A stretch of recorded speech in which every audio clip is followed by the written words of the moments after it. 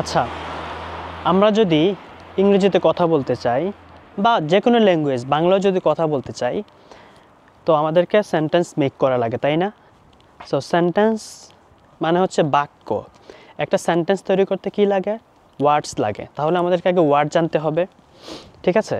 তো আমরা কিন্তু অনেক ওয়ার্ড জানি, কারণ হচ্ছে আমরা ছোটোকাল থেকে আমরা ওয়ার্ড শিখে শিখে বড় হয়েছি, তাই না? একদম ক্লাস 1 থেকে আমরা ইংলিশ ওয়ার্ড শিখেছি।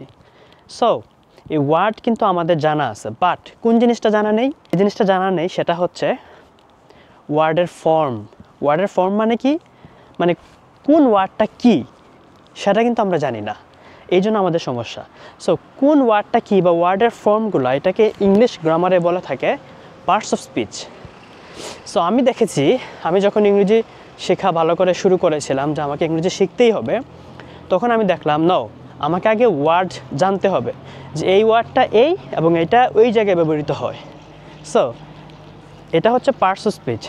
তো যারা বেসিক ইংলিশ ডেভেলপ করতে চান, আমি তাদেরকে সবসময় সাজেস্ট করি আপনারা আগে পার্টস অফ স্পিচটা শিখেন। পার্টস অফ স্পিচটা একবারে ধরে ধরে খাতা কলম নিয়ে ভালো করে কষ্ট করে পার্টস অফ স্পিচ শিখেন।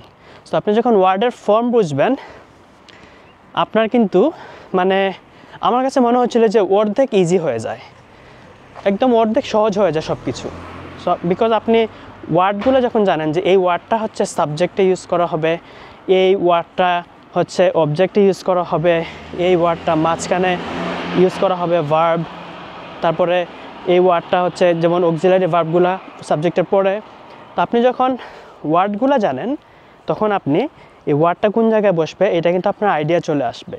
এই জন্য আমি সবসময় সাজেস্ট করি যে আপনারা যাদের বেসিক ইংলিশের সমস্যা রয়েছে তার পার্টস অফ স্পিচ থেকে শুরু করবেন, ঠিক আছে?